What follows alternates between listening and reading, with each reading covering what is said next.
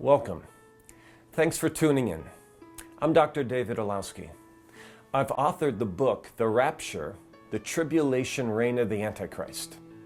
This book picks up after the rapture and delves into the dark events surrounding the Antichrist's world rule during the first 3.5 years of the tribulation.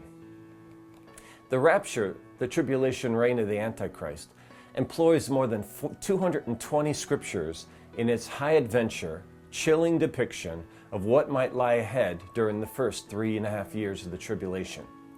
In this video, let me address from a theological standpoint Jesus' prophetic teaching in Matthew 24.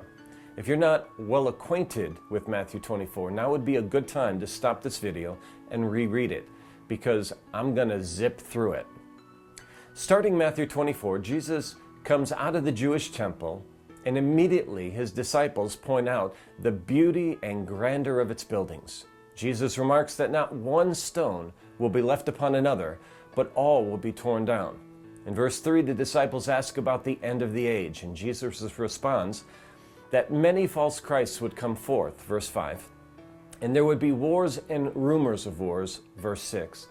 And nation would rise up against nation, famines and earthquakes would occur, verse 7.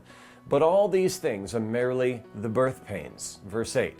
Jesus transitions with verse 9, however, to the 7-year tribulation, where he says that his people would be delivered over to tribulation and be killed. This coincides with Revelation 6, 9-11, as well as 7, 9, and 14, and 13, 7, that speak of the fifth seal judgment, where the Antichrist makes war with the saints and overcomes them.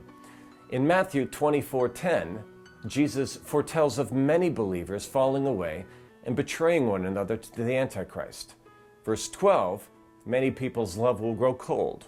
Verse 13, but the one who endures to the end of the tribulation or of their own life will be saved. Verse 14, during the tribulation, the gospel will be preached to the whole world as a witness, and then the end, or Armageddon, will come. This does not discount our need to proclaim the good news, only that the saints and even the two witnesses, Moses and Elijah, and their co-workers, the 144,000 saints, will be preaching the gospel the world over. Verse 15 speaks of the Antichrist and the abomination of desolation, which occurs at the midpoint of the tribulation.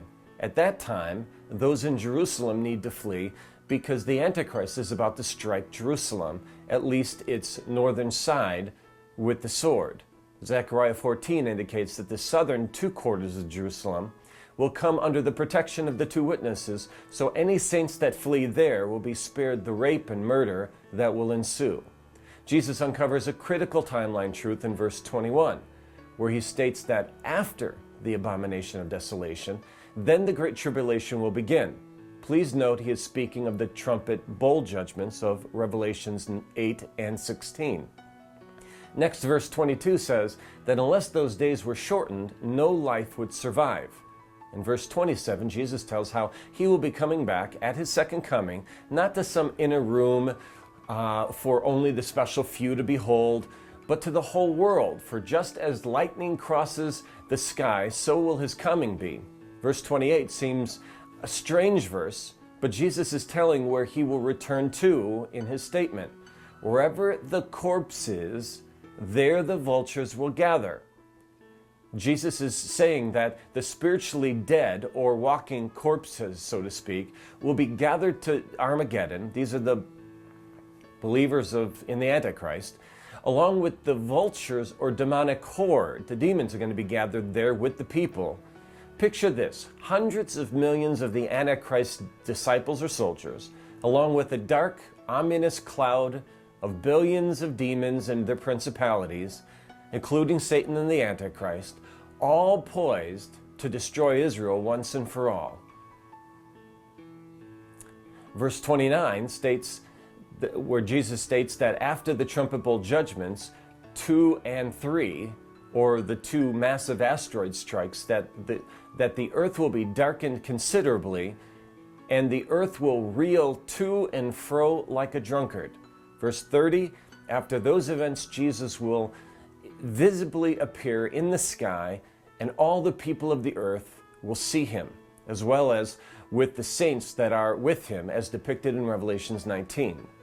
Verse 31, Jesus sends his angels to gather the remaining peoples from about the earth to bring them to Jerusalem.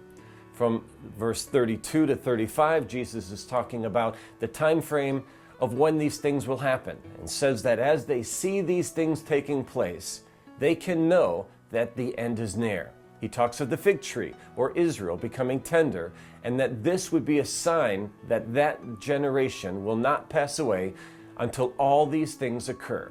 Many believe that Israel coming back as a nation is the fulfillment of this passage.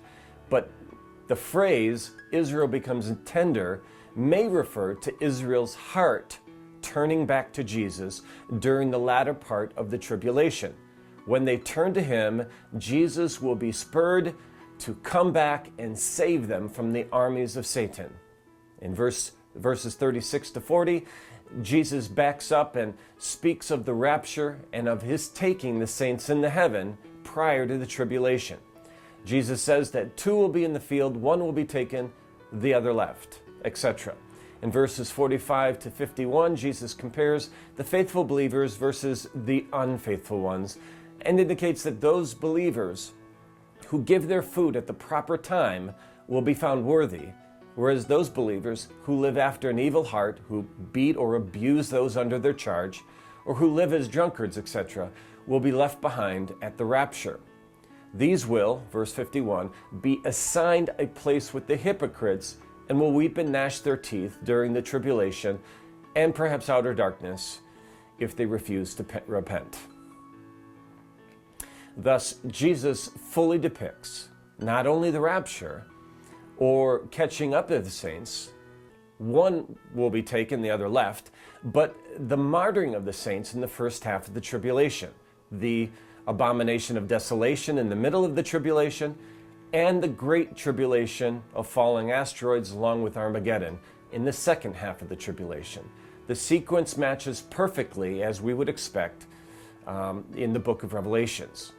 In my book, The Rapture, the tribulation reign of the Antichrist, I cite these types of passages, allowing you to reference them in the endnotes. Thus, you're able to read not only a compelling narrative of the chilling events, but appreciate the scripturally plausible timeline as it unfolds. My name is Dr. David Olowski. In my next video, I will cover some key passages from the book of Daniel. Please join me. Thank you for watching.